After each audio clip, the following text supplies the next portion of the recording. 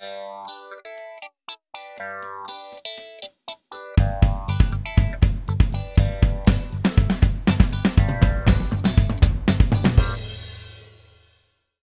a document of our lives, and that's how it should be, because it's coming from everything that's around us, everything we're going through, and the songs are just that. So it's who we are.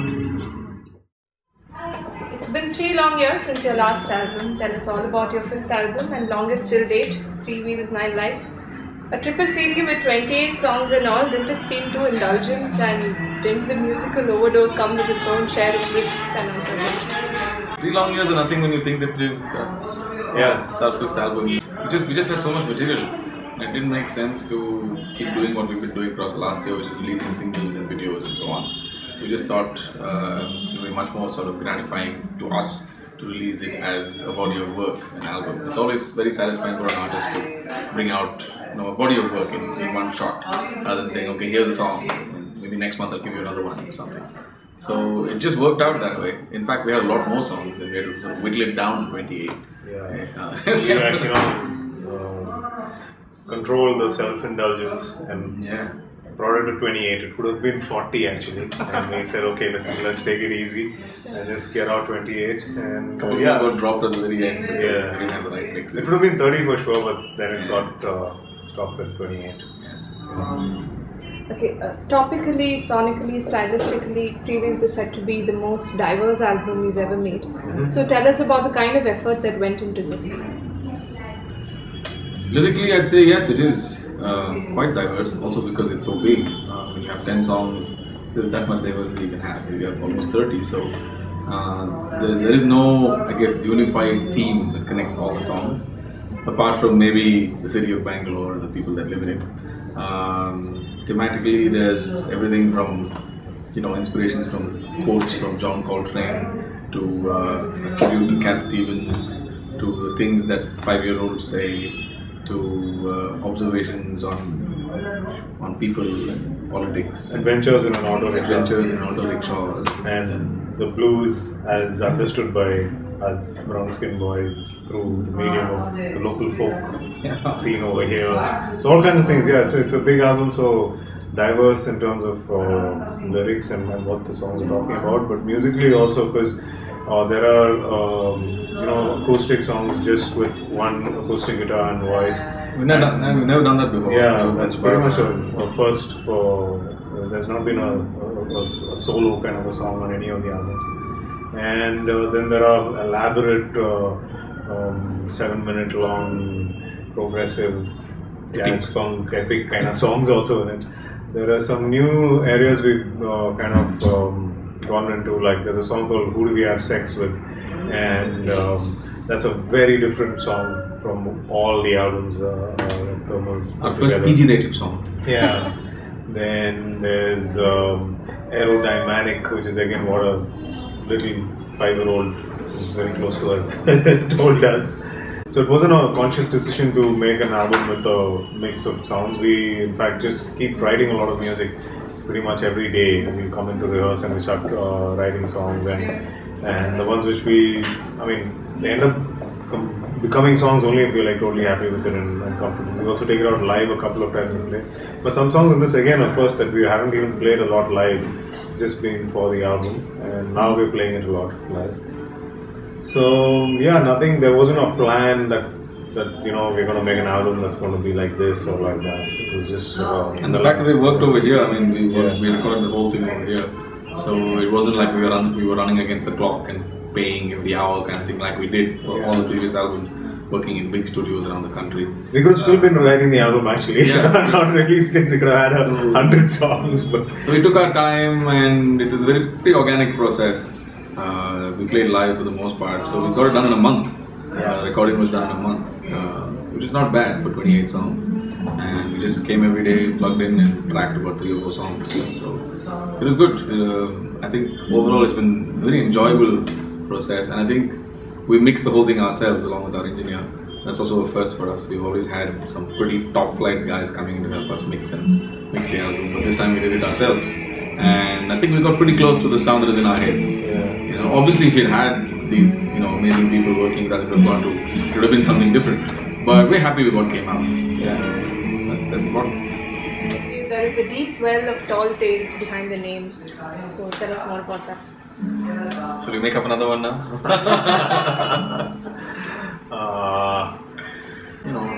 Most people learn how to bicycle when they're about 6 or 7 years old. So you have 2 wheels, and well, the third wheel, at least in our minds, is the wheel in your head. The wheel that keeps everything else running. So as long as that wheel is spinning, then you can be on 2 wheels and you can keep going. 9 lives, well, people who are good at what they do are often called cats. Right? So it's a cat. So after so many years of doing it, we pretty much figured we'd call ourselves cats also. We are cats. And you need 9 lives to live in this industry. And like the last time we had a cockroach on the cover. You can squash them, you can put them, they'll wake up again and come back at you. So the same thing. Actually, on the album cover, one of the designs that came out was the autos actually running over a cat. About to run over a cat also. And we thought that's again too dramatic, so we left the cat out. But yeah, 9 lives, and one of the themes, if there were to be a theme for this whole album, is India, is Bangalore, and the auto rickshaw, okay, and the experiences that everybody has. Everyone who comes here, there's a lot of things that happen in autos around the country. It's something that unites all of us. Big business deals are struck in some romances happen. Scraps with the auto driver and all of those things. And it's kind of like for foreigners, especially when they come in here, it's like if they were cats, they run out of all their 9 lives taking an auto just for one trip. So yeah, so all that put together, the song Meter Mele 1.5 has the lyric 3 wheels 9 lives in it. It starts with that. So we kind of thought that's the name that kind of suits the album, and we chose it. And it so happened that our recent Singapore US tour had the 3 of us playing 9 gigs. So 9 gigs. So all kinds of cosmic convolution just happening together to make it. In this album, what are the topics and themes that you covered in the songwriting process? There were times when people say you were doing a lot of socially relevant stuff, which is we did anti-corruption things, getting people to try and vote. So there are some songs in this, like there's a song called Won't Stop, which addresses an artist's right, so to be free and do. That's what art is about. But in India already, they're clamping down on cartoonists, they're clamping down on all kinds of things. So there is a song about how art will not stop and it will continue over here. It's speaking about a lot of socially relevant things that are happening over here. Then there are songs, as we said before, just conversations with little kids. And like Bruce's son once said, I want to go to my birthday. Okay, and so that was like, wow, what a trip, what if the birthday was a place that you could go to and not a time? And so we wrote a song about that. In that sense, I guess this, if you look at all our albums, they're pretty much a document of our lives. Yeah. Our first album was released in 2000, and that time we were all just in our first jobs, the .com. My first job was 2 buildings from here, a place called India.com. And so a lot of the songs then are about that period of transition, getting out of college, trying to figure out your life and what's going on, and your first relationships, your anger, right, so the way things are done, your angst, your old teenage thing is still sort of wearing off. 2002 was when the .com bubble had already burst, but we still existed. .com was still there. But Bangalore was changing because the whole IT industry had suddenly exploded, and there was all these BPOs and call centers and a whole bunch of people working at night, and the nights changed completely. Yeah, the nights it was changed. A really quiet place, this town. After 9 it would be dead, and then suddenly it was like getting alive, and it was like packed in the nights, and everyone going in for jobs, working at different time zones, and half your friends, the guys who passed out of college, you were working like ridiculous shifts, and so you never get to meet them on a regular different time. accents. Yeah. Which project they were in. If they were with Australia, they'd be on that side, and if they were with the US. So 2002 was that album, and it pretty much was a document of that time in Bangalore. 2005 was Plan B, and Plan B, you can see a little more cynicism. We wrote our now famous song about rock journalism called Paper Puli. And a little more sort of soul searching also. Some songs were quite philosophical, investigating the nature of the self and things like that. Bend the world. How many realities how many realities there are and all of that. Also, there were songs like I Live Here and Dead Inside, sort of more quiet and reflective things. 2009 was This Is It, and that was sort of our pinnacle of achievement then. We wanted to get a really precise, really world-class album out. It was really hard to get that. The sound, yeah, the sound and the arrangements, and the songwriting also was at least in our minds very sort of evolved, sophisticated, literary and sophisticated, because that's what we wanted it to be then. And now 2012, we've opened this place. We're all family people, fathers, and that kind of thing. So it's a document of our lives, and that's how it should be, because it's coming from everything that's around us, everything we're going through, and the songs are just that. So it's who we are. Really, according to Prakash, is Dangerous Mind, and Rajeev says it's not a thermal and a quarter song. What makes it so diametrically opposite from your regular songs? It's not diametrically opposite, it's just that we haven't written a song like that before. I mean, given our sort of wide range in terms of just stylistic composition, we haven't written a song like that before. It's kind of dark, but it's not really dark. It has all these empty spaces, long empty spaces. Even the song is over, but it's not, that kind of thing.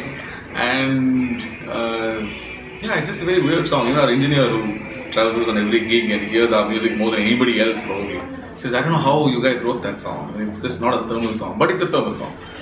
There are elements of thermal in there, but it felt nice. And actually, I think in that sense, it's quite true to the lyrics also of that song, because it's about all these weird things happening in your mind, the point is your mind is, no matter how disciplined you may be or whatever, there is no real check on what your mind is thinking.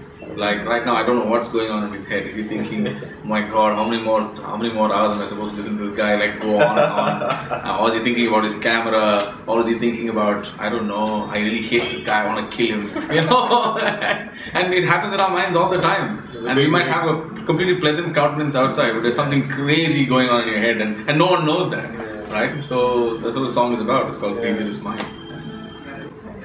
And those long gaps are very interesting, because it's only in those long gaps that you actually have to all be thinking about the same thing, which is when is that gap going to stop? Because when that gap stops, you all have to get back into the song. So it's a fun, different song. We haven't written a and song. It's worked very well live, even though it's a weird song.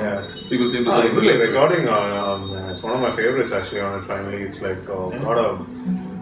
What's it? It's not grunge, but it's it was very difficult to label that sound of that song. Bangalore rock. Okay, so there are some songs that were originally written by Rudy in this particular album. How has his exit, affected the songwriting aspect of it? Written by Rudy. There is no song written by Rudy in this one. He was involved in the creation of some of them. But lyrically, it's all me except for one song, which is Ordinary Affair. That also marks his first lyrical contribution to Thermal Chorus. Ordinary Affair is qualified by Rajeev. Yes. So the thing is, again, there was this transition when Rudy left, and there are songs that he used to play as well.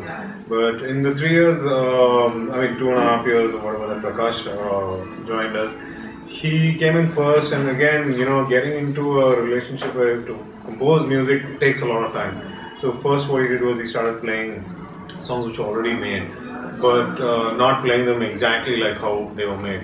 He brought his own, and that's the point, when someone new comes in. Yeah, and it took some time, and so then those songs itself started sounding very different once Prakash started playing on it, and we started playing it differently. Although the lyrics were the same and the broad theme musically was the same, but the song sounded very different once Packy came in and started doing his thing. And then the transition to, we kind of reworked some covers first, and then finally started writing music together, and that's when this album finally, took shape. So pretty much Rudy's played some of the songs that are on this album, but musically they're all brand new. I mean, they were recorded a couple of months back, and the version which was recorded is totally new from what we've ever played it. In fact, even there are a lot of overdubs in terms of, there are a lot of new guitar parts that come in, and a lot of things we tweaked while recording it. So it was pretty much a documentation of where we were now with the song.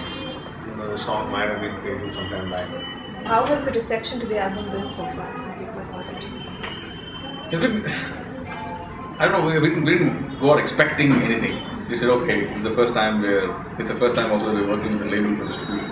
EMI is making sure the CDs and the digital copies are everywhere in India and around the world. And we didn't know what to expect. We said, okay, it's the first time we're working with the label and they're putting it up on Flipkart, and we knew pretty much that they wouldn't be doing any major promotions or anything. It's just that it's up there and it's up to us to push the album and so on. We ran a few campaigns on Facebook and everything, and what's been really interesting is that it's now been almost 8 weeks and we're still #1 on the English charts. And we're outselling people like Mark Knopfler and Bob Dylan, also with new albums, not with old content. That in itself was fantastic. I mean, it makes us feel like, wow, there are people out there who like this stuff enough to go out and buy the entire album. The Flipkart is telling us that no one's buying single songs, they're just buying the entire album. And it's 28 songs, so it's the most expensive album also on that list. It's $300. But what's also interesting is that, I don't know where we are right now, but for almost 3 or 4 weeks we were #3 on the overall charts, which means we were selling as much as English and Burfi and, Ganesha, Heroine and Ganesha. It was Ganesha Chaturthi that time, so there were a lot of devotional albums coming out, and those are massive. Yeah. Those are really big, and so EMI was really surprised that, wow, these guys are like, we were #3 on the now we're overall #8 charts. or something. Yeah, and but we're still there, so it's a testament to to a lot of things. I think even labels will start taking Indian English music a little more seriously and start promoting. So this is without any promotions. It's only us doing promotions. And it's Priyanka Chopra released an album and we had TV ads every 5 seconds or something about the album, and it's still not charting, Yeah. So what prompted the decision to work with the label when you've kind of been against it so far? We've never been against it. It's just that it seemed to make more sense to us to do it on our own. Also because we understood the process from end to end. Exactly what it takes to produce a CD, make that jacket, put it in the store, and deal with all of that stuff that goes with handling, orders and stock and all of that. I think this time it's just that it was an experiment. No, and honestly, the things that have worked in the past that we weren't, why we didn't work with labels is there's this concept of a distribution deal and a concept of an outright purchase. So they would buy your music off entirely in some deals and then do whatever they want with it, and most of the time do nothing with it because it didn't make business sense for them. And hence we were doing a lot more justice to our music by doing it on our own and actually pushing it and selling it and all of that. But when it comes to distribution, they do have a bigger reach. And even that in today's environment, it's all digital. So it's if you're strong enough, you can put up your music on iTunes and different places, and it goes internationally. This time the decision was more because we wanted it to be like a consolidated, just a one-stop thing. Because what happens is now, if anyone wants to distribute or sell it or whatever, they all go through EMI, and they actually consolidate all of this and pay us. It's a streamlined process. Just a streamlined. It's just pretty much a logistical decision and not anything more than that in terms of going with these guys. So yeah, that's there isn't any major ideological shift in that, because it's still 3 Wheels 9 Lives is the copyright is managed by EMI in terms of distribution. The music still belongs to us. Music still belongs to Domino Quarter. Yeah. You bring in this unique flavor of Bangalore in your music and in your latest album. Now, how do your fans abroad relate to something like that when they don't know anything about where it's coming? Yeah, good question. Yeah, it's a good question. It's strange that you should bring it up in terms of fans abroad, because this whole US tour was about not playing to Indians abroad.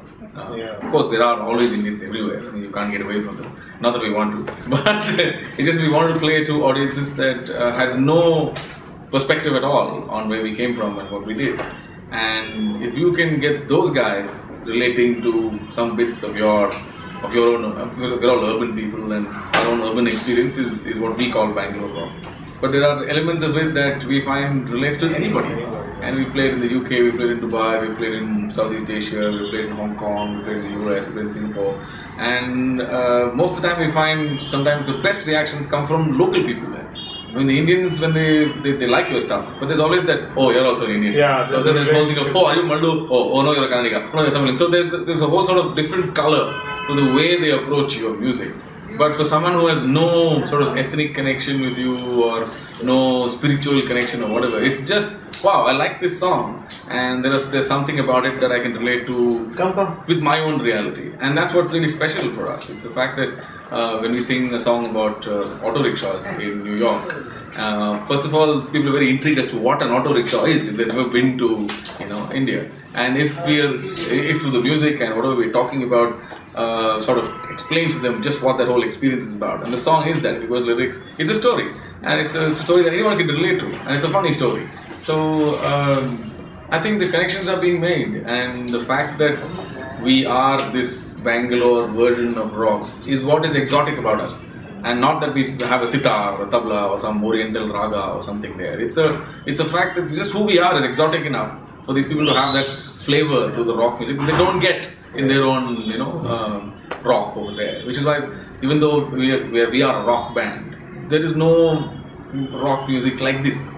And that's what's amazing about the whole country. I mean, if you listen to Indian metal bands, Indian funk bands, whatever Indian bands there are, the particular reality that they have over here, and therefore the stories that they're telling, are unique to this place. And no matter how many lines you draw comparing, okay, these guys sound very much like Van Halen, or these guys sound like Dream Theater, or whatever else, there will be something about them that is, if they are true to what they're doing and honest about their expression, that will be unique, simply because this country is like that. I mean, this is an incredible place, and as long as you're telling stories that come from here, it will be. And it's more challenging also for us and exciting, to go and play to these completely new audiences. Yeah. Going out there, and there are a lot of Bollywood bands, a lot of classical and fusion bands that are just going and giving a slice of India to people abroad, and it's mainly for the Indian audiences that they play. It's jam-packed, stadiums or whatever they play to. We go and play. We do play arena.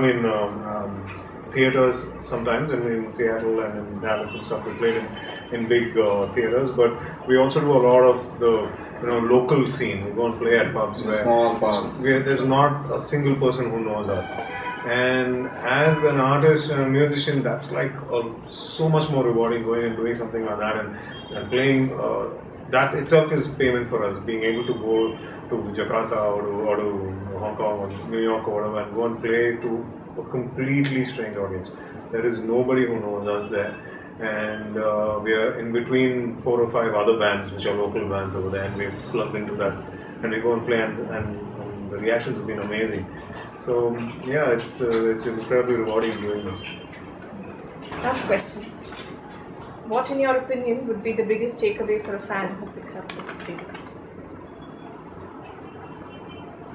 2.5 hour experience. It's like reading a really big novel, okay? I mean, a big fat book, because there's so much stuff we go in and out of. So they can take away I think a good time at the end of it. I think 28 songs. I've been hearing from some people in Bombay. There were a few guys. They play a band called Something Else. Good friends of ours. And one of them was like, "Man, this album is your best driving album. Every time I'm going to drive to Pune, it's going to be playing in my car, because it just feels like summer days and it's happy and it's just one huge positive vibe kind of thing." So that's what those guys are saying. Other people are saying it's just too big, so I can only sample it in small chunks. Not the time to listen to 28 songs at a stretch, so I'm just going to put it on shuffle. Whatever's going to happen is. And so I think simply because it is a large piece of work. It's going to take time, but then I think in fact it stays longer, because there's still so much new stuff for them to hear. They haven't heard that they keep going back to it. So I think they'll pretty much stay with it for a few months. Unlike if it was just 8 songs which they've done with, and they've formed their opinions if they like it or don't like it. I think the longevity of this is going to because and it's going to grow on you a lot. We were just talking about these. We have these fans who come to gigs and wherever we play. And back in the 60s and 70s, they used to call these guys alligators. Basically, the fans who know everything about everything about the band. They know all the lyrics, they know all the chords, they know all the forms, they know where somebody's going to take a solo, they know if we're going to jam, it'll probably go in this direction. So these guys basically are the guys who really know the band. They're really scary sometimes, but it's cool. And they used to call these guys alligators because back in the 70s, they were these incredibly self-indulgent progressive rock bands and did incredibly self-indulgent things that only these alligators could comprehend. Nobody else would understand. It was like this, that's what the cult thing was. That's what it was. But it's cool in a way because it says that there's enough in the music that people can go through many layers. It's not just something on the surface that people like. If you dig deeper, you'll find something you like. You go another level, you'll find something else. So it's nice that we still managed to keep that going. And even though I think we're getting more accessible, and I think some of the earlier stuff was more experimental than this. But I think the layers for the Gators are getting more in all of these than what was in the past. Yeah. The songs, that's what we've been constantly striving also in terms of somebody at first listen also should like it, and then you can just keep going deeper and deeper and deeper into it, and that's what I think music that grows on you is all about. So this is definitely a takeaway from this is it's not easily chewed and digested kind of stuff. It's going to take some time. It's going to give lots of reviewers a headache.